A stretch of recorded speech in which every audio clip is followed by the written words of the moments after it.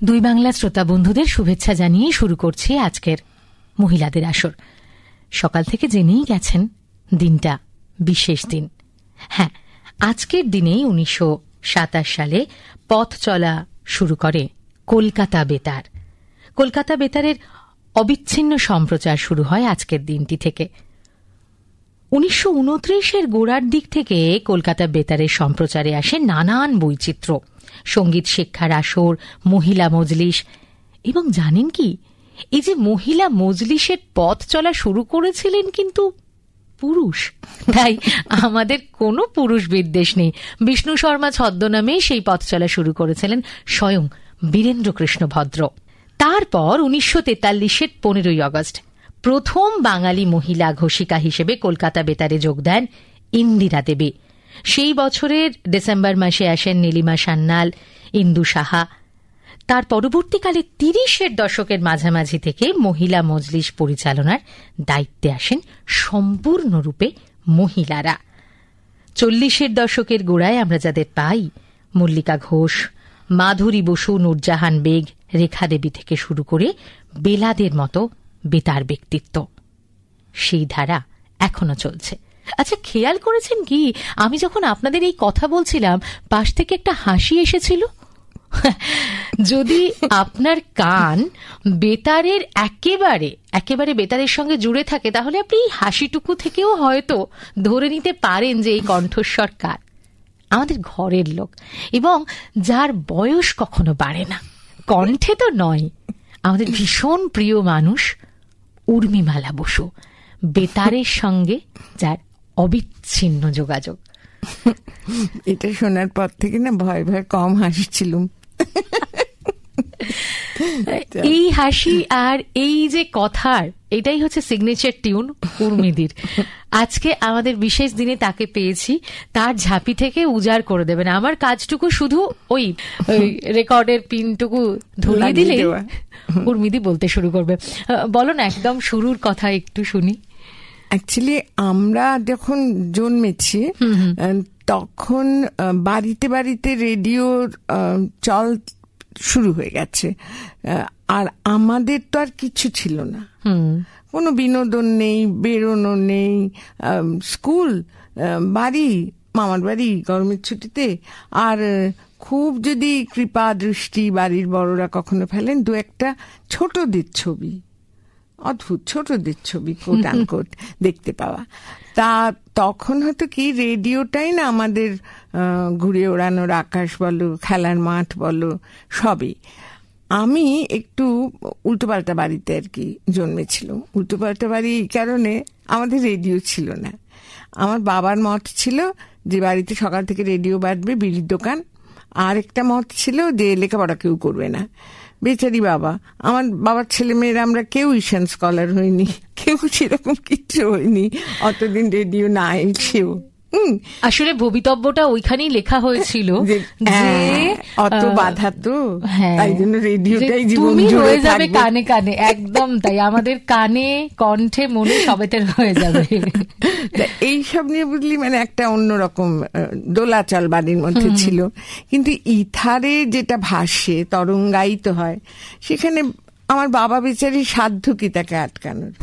সুতরাং আমরা রেডিও আমাদের ঘরের মধ্যে থাকতো, কানের মধ্যে থাকতো, এবং একটা বয়সের পরে বুকের মধ্যেও বাজতো। তুমি তো রেডিও এসেছিলে সম্ভবত সংস্কৃত নাটক করতে। আমি সংস্কৃত নাটক করতে ডক্টর রমা চৌধুরীর প্রাচ্যবাণী বলে একটি স্কুল ফর বলতেন ওরিয়েন্টাল লার্নিং, এবং উনি আর ওনার স্বামী যতীন্দ্র বিমল চৌধুরী, উনি সংস্কৃত কলেজের অধ্যক্ষ ছিলেন, আর ডক্টর রমা চৌধুরী তো লেডি ব্রেবনের ছিলেন। ফলে ওদের যা কিছু স্বপ্ন দেখা, যা কিছু ভাবনা, সবই সংস্কৃতে আবর্তিত হতো। এবং আমি পারিবারিক একটা দায়িত্ব হিসেবে ওনার সেই কাজের সহযোগী ছিলাম অনেকদিন। ক্লাস 9 থেকে তো নিয়মিত। মানে সেই যোগটা তৈরি হলো কি করে? একটা পারিবারিক যোগাযোগ বলতে আমরা না সব ব্রাহ্ম গার্লস, ব্রাহ্ম বালিকা শিক্ষালয়। আমার মা ব্রাহ্ম গার্লস, ডক্টর রমা চৌধুরী আমার ব্রাহ্ম গার্লস, মার একদম বালিকা বয়সের স্কুলের বন্ধু। আমি জন্মানোর বহু বছর পরে জানতে পেরেছিলাম যে মাসিটা কোনো সত্যি সত্যি রক্ত সম্পর্কের মাসি নয়, স্কুল তো মাসি, কিন্তু সেইটা জানতে আমার একটা জীবন কেটে গিয়েছিল। এবং সেই থেকে আমি তো বাড়ির মেয়ে, এবং আমিও ব্রাহ্ম গার্লস। আমাদের স্কুলে সংস্কৃত ছিল, ভালো নম্বর পাইনি, ফাঁকি দিতাম, এবং অনেক বকুনি টকুনিও খেয়েছি, দুষ্টুমিও করেছি। সেই অনুসরণ দিলেং যদিং সংস্কৃতং হয়ং এইসব বলে চলে অনেক বেজমি করেছি। আর আমাদের তৃপ্তিদি ছিলেন, সংস্কৃত পড়াতেন, তিনি বলতেন যে মাকে বললেন মেয়ে নাতনি, আমি তো নাতনি, নাতনিকে বললুম তুমি সংস্কৃত কেন শব্দরূপ মুখস্থ করছো না, বিয়ের সময় মন্ত্র বুঝতে পারবে না তো। তৃপ্তিদি বোধহয় জানতেন না যে আমরা সেই ধার মারাবই না, মন্ত্রতন্ত্র ধার মারাবই না, আমরা আসলে ওই ভাষার সঙ্গেই সম্পৃক্ত, ওই সইটই করবো। সেই প্রসঙ্গটা পরে আসবে। এইবারে হচ্ছে যে সংস্কৃত নাটক করতে তোমার প্রথম রেডিওতে আসা, প্রাচ্যবাণী, এবং তুমি তখন নবম শ্রেণী, তুমি তখন শাড়ি, আর সেই শাড়ি স্টাইল তুমি মানে এটা তো সবাই জানেন, উর্মিদি মানে নিজস্ব একটা শাড়ি ব্লাউজের স্টাইল আছে যেটা একদম উর্মিদির সিগনেচার। ওটা দেখলে আমরা বুঝে যাই এটা উর্মিদি আসছে। এটা খুব মহিলা মহলের আলোচিত বিষয় 100 বার, কিন্তু তখন তো স্কুলে ক্লাস 9 থেকে শাড়ি, এবং সেই সাদা লাল পাড়, সে হোক, তাতেও তুমি ভাবতে পারো সেই সময় তুমি শাড়িতে। এখন আমাদের কি হয়, আমার এখনো না একটু লাল পাড় নিয়ে একটু রিজার্ভেশন আছে, জানিস তো, স্কুল গন্ধ আছে, কিন্তু এখন তো লাল পাড়, এত লাল পাড় কিনে ফেলি, এত লাল পাড় পেয়ে যাই, বয়সের একটা মর্যাদা আছে তো। কিন্তু যেহেতু ওটা স্কুলে আমাদের তার কিছু স্বাদ ছিল না, লাল পাড় সাদা শাড়ি, তার ফলে একটা কি ভালো হয়েছে, আমি এখনো আপার বাড়তে উঠতে পারবো শাড়ি পরে, পাহাড়েও চড়তে পারবো। এখন অসুবিধাটা শাড়ির জন্য হবে না, ওই হাঁটুতে আজ টান লেগেছে গাঁটে গাঁটে হতে পারে, কিন্তু শাড়ির সঙ্গে সম্পর্কটা সেই তখন থেকেই। কাজে সেই সূত্রে আমার এখানে আসা, সেটা সাল সম্ভবত 60 কি 61 সাল হবে, সংস্কৃত নাটক করতে আসা। এবার তারপর থেকে এতদিনের পথ চলা, খুব স্বাভাবিকভাবেই ঘটনাবহুল বৈচিত্র্যময় তার পথ চলা, তার মধ্যে থেকে তুমি যখন কাজ করছো সংস্কৃত নাটকের পরবর্তী সময়ে, সেই সময় তো দিকপালরা এখানে আছেন, সেই অভিজ্ঞতা যদি একটু বলো আমাদেরকে। মানে কিরকম বলি, দুটো মাত্র চোখ, তাতে আবার ক্ষণে ক্ষণে পলক পড়ে, তোমাকে যে অনেকক্ষণ ধরে দেখবো তার অবকাশটা কই। রেডিওতে ঢুকেছি নিচে, মোটামুটি এই তখন এসি টেসি ছিল না, ডিউটি রুমটা খোলা ছিল, এবং ঢুকেই মনে হতো যে একটা, ওই ডিউটি রুমের দিকে তাকালেই 2-1 নক্ষত্র সেখানে দাঁড়িয়ে রয়েছে, ধরেই নেওয়া যেতে পারে সেটি গৌরী ঘোষ, ভাবাই যেতে পারে যে সেটি হয়তো দেবদুলাল বন্দ্যোপাধ্যায়, আবার মিউজিক্যাল ব্যান্ড বক্স হতো তখন বরুণ হালদার, মানে আমাদের প্রাণ সব ছিলেন আর কি, তারা দাঁড়িয়ে রয়েছে। একবার ওপর দিকে তাকালুম, ওপর দিকে তাকিয়ে দেখি কবিতা সিংহর সঙ্গে নীরেন্দ্রনাথ চক্রবর্তী, ভাবা যায়। তারপরে এই যে স্টুডিও ঢোকার যে গেটটা, উমা, সেখান থেকে মানবেন্দ্র মুখোপাধ্যায় বেরিয়ে আসছেন, তার পাশে ভিজি যোগ আর ওই কেরামাতুল্লাহ খান সাহেব দুজনে বেরিয়ে আসছেন। বাঁদিকে তাকালাম, মানে যে সিঁড়িটা, সেই সিঁড়ির ওখান থেকে একদিন তো দেখলাম যে পরিষ্কার সন্ধ্যা মুখোপাধ্যায়, মানে এই হ্যাঁ, পরিষ্কার ছাড়া কি, আমরা তো রেডিওর শুনি, চোখে তো দেখিনি, চোখে দেখার একটাই অবকাশ ছিল, পুজোর সময় একটা বই বেরোতো, গানের বই, তাতে তাদের ছবি দেখতাম। তাছাড়া তো আমাদের ফাংশন টাংশন যে খুব শুনতে গেছি, দেখতে গেছি, সে সবই আমার বাড়ির কোট আনকোট অসভ্যতা ছিল, কাজে খুব একটা যেতে পারিনি কেমন। সুতরাং দেখছি কি পরিষ্কার, একেবারে পরিষ্কার, সত্যি হাত পা নাড়া সচল সন্ধ্যা মুখোপাধ্যায়, মানে এই যে একটা অদ্ভুত সাহিত্য বলো, সঙ্গীত বলো, মানে সমস্ত কিছুর মধ্যে একটা জায়গায় তখন মনে হয় না আমি কাকে দেখবো, এইটার দিকে ওই অন্যদিকে তাকালে তো একে মিস করব। আর ওই ছেলে মানুষটি তো ছিলই, চোখে দেখার একটা ভয়ানক মজা ছিল। সবাইকে তো তখন ওই যে এরম ভাবে তো এত সহজে দেখা যেত না, এত একেবারেই যেত না। তখন গানও দেখার জিনিস ছিল না, নাচটা ছাড়া মানে কোনো কিছুই, সংবাদ পাঠও তখন শোনারই ছিল, দেখার জিনিস ছিল না। সেই প্রথম দেখা হওয়া। রেডিও কিন্তু ব্যক্তি জীবনে, সামাজিক জীবনে, পারিবারিক জীবনে জুড়ে ছিল। একটা আমাদের নিয়ম ছিল, বাংলা খবর, বাংলা সংবাদ হবে সকাল 7:30টায়। বাবার যতই আপত্তি থাকুক ওইটা একটা কৃত্য ছিল তাঁরও শোনা।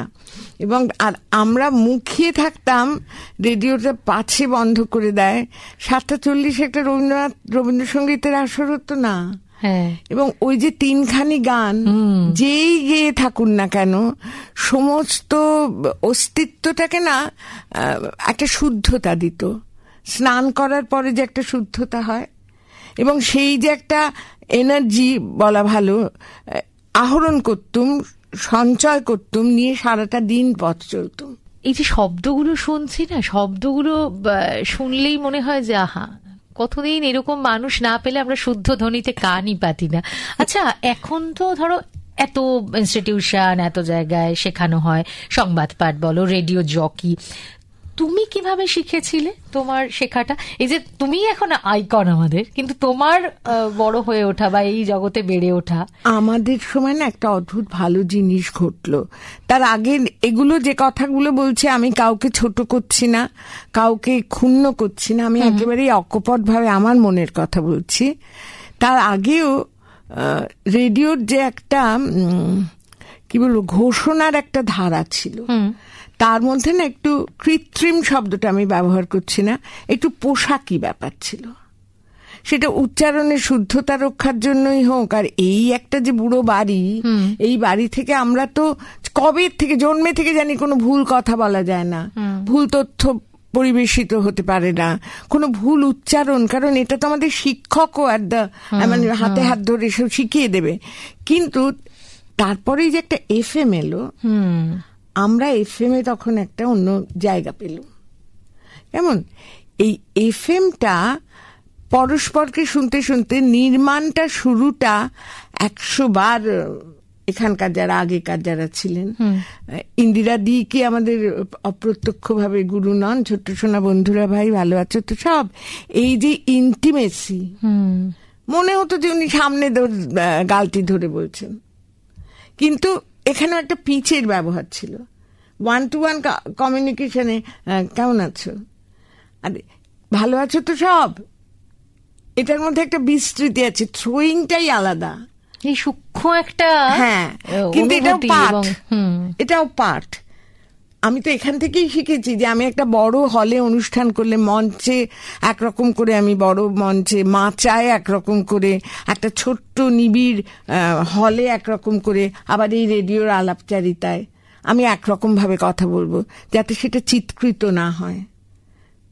কেমন এই পাঠগুলো কি হাতে ধরে কেউ দিয়েছেন, কিন্তু আমাদের বোধের সঙ্গে মিশে গেছে। কেমন সেই হিসেবে এরা তো আমাদের শিক্ষকই। কিন্তু ওই যে একটা অবারিত দ্বার গগন ললাট হলো FM এ, আমার মনে আছে স্বাতী চট্টোপাধ্যায়, স্বাতী বলেছিল যে উর্মিদি এরকম একটা অনুষ্ঠানের পরিকল্পনা হয়েছে, এখানে তুমি কেন স্ক্রিপ্ট পড়বে না, তুমি কথা বলবে, তোমার সমস্ত অস্তিত্ব কথা বলবে। এখন এই অস্তিত্ব কথা বলতে গেলে আমি তো সেখানে সত্যি সত্যি কোনো কথিকা পাঠ করতে আসিনি। কথিকাও তো সবটা আমার নয়, কথিকার জন্য তো আমার একটা কোথাও গিয়ে জ্ঞানটা আহরণ করতে হয়েছে, সেটা লিপিবদ্ধ করতে হয়েছে, তারপরে আরেকজন মানুষ সম্পর্কে। কিন্তু এই যে আমি যে ফিল করি, আমি যে এরম হাত পা নাড়ছি, আমার ভেতরের সমস্ত নড়াচড়া নিয়ে আমি কথা বলছি, এইটা আমাকে করতে হবে।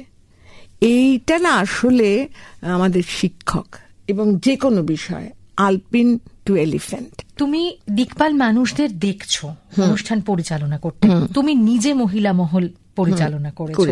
আবার প্যারালালি যে কথাটা বলছিলে, ধরো এফএম একটা অন্য ধারায়, একই সঙ্গে তুমি মহিলা মহল করছো, আবার এফএম কিন্তু অন্য ধারায় কথা বলছে, এইগুলোকে মেলাতে কি করে বা কেমন লাগতো? সবটাই না যদি ফান হিসেবে নি, মজা হিসেবে নি, রেডিওতে আমরা সব থেকে বেশি স্বচ্ছন্দ, বা অন্য কোনো মাধ্যমে যখন কাজ করি, মঞ্চে কাজ করি, কাজটাকে না যদি খুব সিরিয়াস করবো ভাব করে করি না, তাহলেই খারাপ হয়ে যায়। কিন্তু এটা যদি আমি বিহেভ করছি ভাবি, বা মনের আনন্দ ছাড়া তো কোনো কাজ হতে পারে না। এবং এই যে মাইক্রোফোন, এই যে একটা মাধ্যম, এখানে তুমি আনন্দ, বেদনা, হতাশা কোনো কিছু লুকোতে পারো না। এটা মিথ্যে কথা বলে না। আমি এখন নিজেও অনেক শিক্ষাদান করি, যোগ্যতার প্রশ্ন তুলছি না, তখনও আমি এ কথা বলি যে কি করে গলাটা করব। আমি বলি তুমি সৎ ভাববে, মানে তুমি সিচুয়েশনটা সম্পর্কে সত্যি সত্যি এটা ভাবো, যদি তোমার গলা কখনো তোমাকে প্রতারণা করবে না। তুমি যদি একটা সামনে অ্যাক্সিডেন্ট দেখতে পেয়ে যদি কপট ভয় পাও, ও মা কি হলো, হবে না, ও মা কি হলো, তুমি সত্যি ভেবেছ, তুমি গলা মিথ্যে কথা বলবে না। এখন কারিগরিটা কোনখানে শিখতে হয়, আমি মাইক্রোফোনের গায়ের ওপর, মুখের ওপর গিয়ে যদি চেঁচাই, সেটা লোকের অসহ্য লাগবে। সেই মাপগুলো অভিনয় করতে গিয়ে, মাপগুলো সঞ্চালনা করতে গিয়ে আমরা শিখেছি। কিন্তু অনুভবের ক্ষেত্রে, বোধের ক্ষেত্রে কোনো কারচুপি থাকলে চলবে না। এটা খুব সত্যি কথা। ঠিক দেখাতে তো পারছি না। হ্যাঁ, এই যে কিভাবে মাইকটা ব্যবহার করছে, কোন কোন স্বরে, সেটা যদি আপনারা দেখতে পেতেন, তাহলে আজকের অনুষ্ঠানটাই আপনার কাছে একটা পাঠ হয়ে যেত। এবার উর্মিদি বসেছে, উর্মিদি তো সম্পূর্ণই হবে না একজন ছাড়া, সেই পাঠটা একটু আসতেই হবে। সেটা হলো জগন্নাথদা।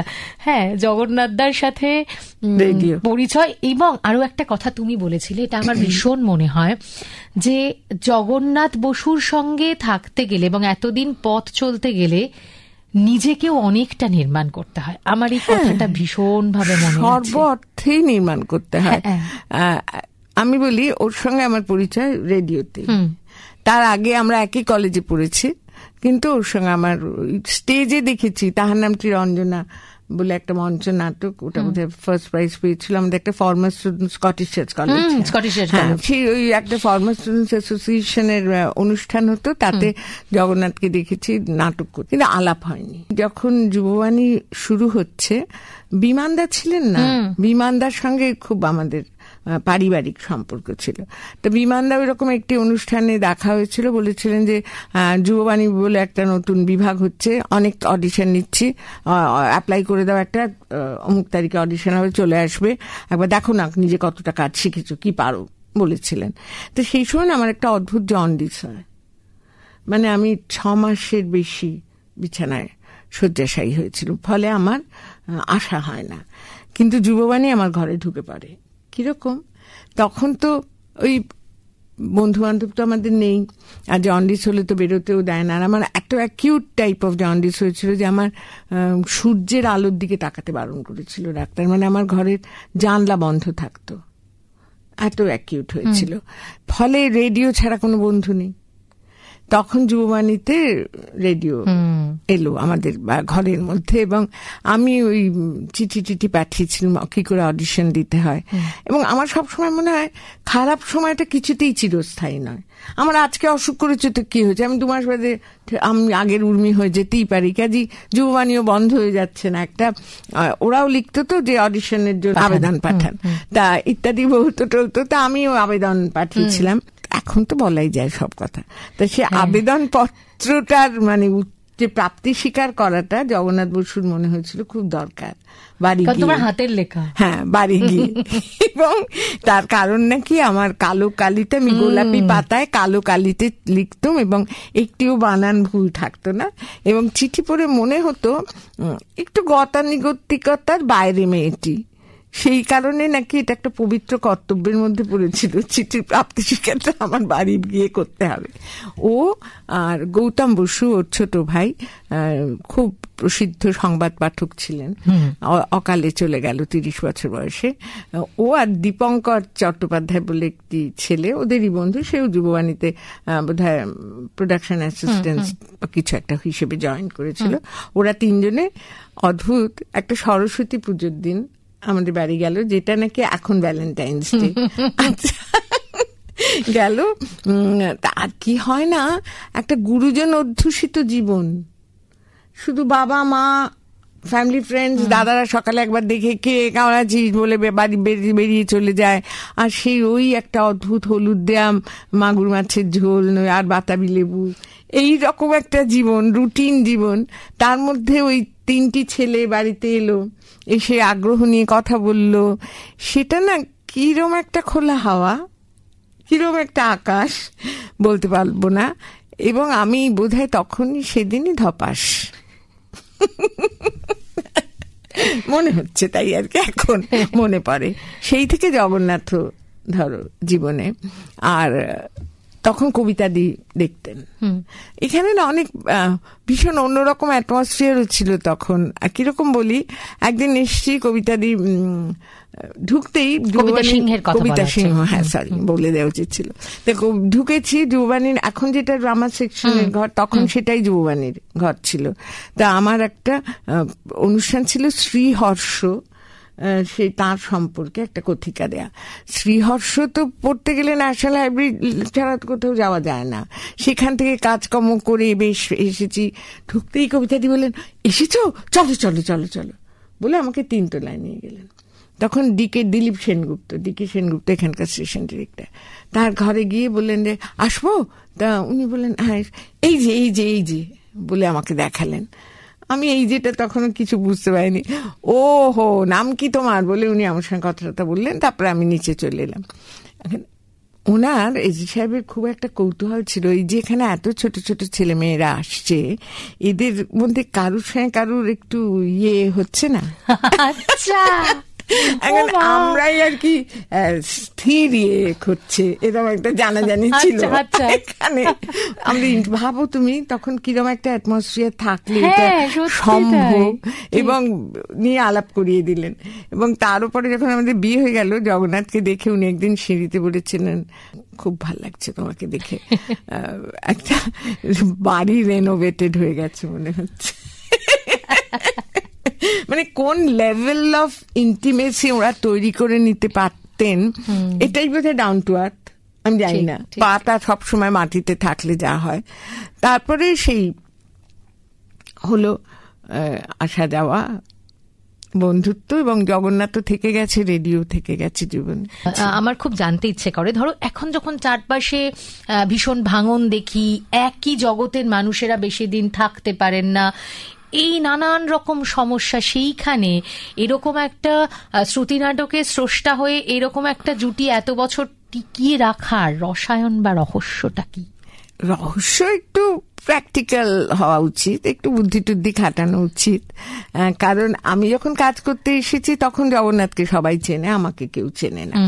আমি তখন লিভিং সাউন্ডে কাজ করি, বোরোলিন, সুচিত্রা সংসার, রামায়ণ, কেউ মানে বিভিন্ন ইয়েতে কাজ করি। এবং সেখানে আবার নাম বলে না, আমাদের নাম বলা হতো না, নাম তো বলতো না। বৃন্দাবনদাতা আয়োজিত অনুষ্ঠান যেগুলো হয় সেগুলো তো কুশীলবের নাম, তার মধ্যে প্রাপ্তি কম ছিল না। মানে হয়তো একদিন বাসে যাচ্ছি, রবিবারের দিন, মা আমার শ্বশুর বাড়ি তো টালা পার্ক আর বাপের বাড়ি অ্যামাস্ট্রি, তো 3C/1 বাসটা ডিরেক্ট যেত। তা বাসে করে ফিরছি, হয় না রবিবার দিন পাড়ার অনেকেই উঠেছে, আমাকে অনেকদিন ভাই কিরে কবে এলি, থাকলি না কেন, এইসব কথাটা হচ্ছে। বলছি সামনের সিটে, মানে ড্রাইভারের পেছনে একটা এরকম লম্বা সিট থাকে না ফেসিং বাসের ভেতর দিকটা, ওখানে 3টি বাচ্চা মেয়ে বসে রয়েছে, আমি বসার জায়গা পাইনি, দাঁড়িয়ে রয়েছি। তার মধ্যে থেকে একটি মেয়ে হঠাৎ আমাকে জিজ্ঞেস করলো, আপনাকে একটা কথা জিজ্ঞেস করবো? আমি বললাম হ্যাঁ। আপনার উর্মিমালা বসু? হ্যাঁ। আপনি আজকে সকাল 11টায় এই নাটকটা করেছিলেন, আপনার আপনি সেও বলে যাচ্ছে, সে ফার্স্ট সেকেন্ডের পরে আমিও বলে যাচ্ছি হ্যাঁ। তারপরে বললো আপনার হাজবেন্ড জগন্নাথ বসু বললেন একটা করে শ্রিক তিনি সমবেত হলো, সেটা মানে বাসের পেছনের সারিতেও শোনা গেল। কিন্তু আমার এখানে প্রাপ্তি বলো অহংকার নয়, যে আমার তো নাম বলা হয় না, কিন্তু আমার গলাটা চেনা গেল, এটা তো একটা আনন্দেরই ব্যাপার। আর সেইটা ছিল। আর যেটা হচ্ছে, প্রথমত যিনি গুণী, যিনি মানি, তাকে সম্মান না দেওয়ার কোনো কারণ নেই। জগন্নাথের যে প্রতিষ্ঠা তখনই ছিল, সেটাকে তো আমার অস্বীকার করার কোনো জায়গা নেই। সুতরাং আমি কার সঙ্গে কাজ করতে নামছি, এবং জুটি হিসেবে কলকাতা কয়ে তখন শাওলি মিত্র, জগন্নাথ বসু যত প্রতিষ্ঠিত, আমি নই। শাওলি অবশ্য বিজ্ঞাপনদাতাদের ওখানেও কাজ করতো, আমরা একসঙ্গে সহশিল্পী সহযোগী ছিল। তা যখন আমি তার সঙ্গে কাজ করতে যাচ্ছি, তখন না অনেকেরই মনে হতে পারে যে উনি গৃহশান্তি বজায়ের জন্য আমাকে সঙ্গী করেছেন, কিন্তু আমি এটা বুঝতে পেরেছিলাম যে আমি যদি এই বিভাগে মানে সাংস্কৃতিক জগতে কোনো কাজ করতে চাই, সেটা আমাকে ওনার সঙ্গেই করতে হবে। কেন, আমাদের খুব মধ্যবিত্ত রক্ষণশীল পরিবারে আমার বিয়ে হয়েছিল। সেখানে রাত্রি 2টোর সময় কি ভোর 4টের সময় আমাকে দেবরাজ, ধরো আমার সঙ্গী, আমাকে নামিয়ে দিলে সেটা সুগম, দরজাটা খোলাটা খুব সুগম হতো না। বা তারপরে যে প্রসন্নতা, যে আনন্দ থাকলে মানুষ কোনো সৃষ্টির কাজে থাকতে পারে, সেই প্রসন্নতা থাকতো না, হয়তো তাঁদেরও থাকতো না, আমারও থাকতো না। এখানে ছোট ছোট অঙ্ক ছিল যে আমি যদি ওর সঙ্গে জাহান্নামেও যাই, কারোর তো কিছু বলার নেই। সুতরাং ওর সঙ্গেই কাজটা করা উচিত। আমার ইচ্ছে হয়েছে ওই শাড়িটা আমি কিনবো, শোকেসে দেখতে পাচ্ছি, আমার ব্যাগে টাকা আছে, নিয়ে নিলুম। এত তো সোজা রাস্তাটা নয়। আমাকে তো যোগ্য হতে হবে, নিজেকে শান দিতে হবে, যাতে দুটো নাম একসঙ্গে উচ্চারিত হয় এবং আলাদাই করা যায় না। সেজন্য তো আমাকে নিজেকে তৈরি করতেই হবে। তারপরে উনি খুব সংসারী নন, চাল ডাল নুন তেল ছেলে মেয়েদের অঙ্ক ভূগোল পড়ানোর ধরনটা নন, সেটা বিয়ের পরপরই বুঝতে পেরেছিলাম। সুতরাং ওনার আকর্ষণের জায়গাটা ছিল নাটক। আমি সাহিত্য সংস্কৃতির বিভিন্ন শাখার মধ্যে নাটককে ভালোবাসতাম, তা আমার শ্রেষ্ঠ ভালোবাসা ছিল না। সেটা থাকতে থাকতে হয়ে গেল। কিরকম একটা গল্প পড়লে আমি তখন ভাবতুম এটি বেতার সম্ভাবনা আছে কিনা। সব গল্পই তো বেতারে সম্প্রচারিত হতে পারে না, মানে বিষয়ের কারণে শুধু নয়, আনুষঙ্গিক অনেক কিছু নিয়েই তো একটি নাটক গড়ে ওঠে, সেটা তো হতে পারে না। সুতরাং আমাকে তো সেই দিকটাও ভাবতে হয়েছে। এই করতে করতে কখন নাটকটা আমার প্রথম ভালোবাসা হয়ে গেল।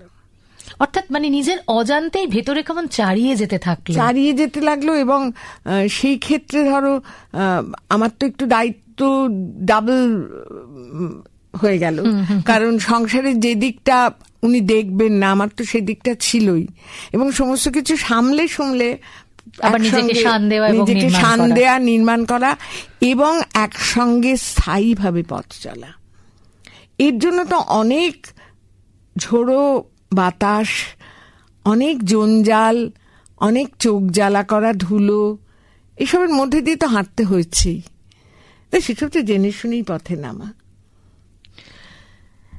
যা বলেছেন সেই শব্দবন্ধই যথেষ্ট, আর কিচ্ছু বলার থাকে না। অনুষ্ঠানও প্রায় শেষের পথে, কারণ সঙ্গে যখন উর্মিমালা বসু, কোথা দিয়ে কেটে যাবে কিচ্ছু বলা যায় না। কি বলি, এরকমই থেকো। দেখতে পেলেন না, দেখতে পাচ্ছেন না, আমি তো দেখতে পাচ্ছি কিভাবে পুরোটা কথা বলছে। যতটুকু বললেন ততটুকুই আমাদের প্রাপ্তি হয়ে থাক, কারণ এদের কাছ থেকেই তো আমরা জানতে পারি। এবং যখন সত্যি সত্যি এই যে যেমন উর্মিমালাদি বললেন পরিষ্কার দেখতে পেলুম, আমারও মনে হচ্ছিল যে উর্মিমালাদির মতো মানুষেরা ছাড়া কে দেখাবে এরকম ভাবে আকাশবাণীটাকে যে ওই দিকের দরজাটায় গেলে এরা।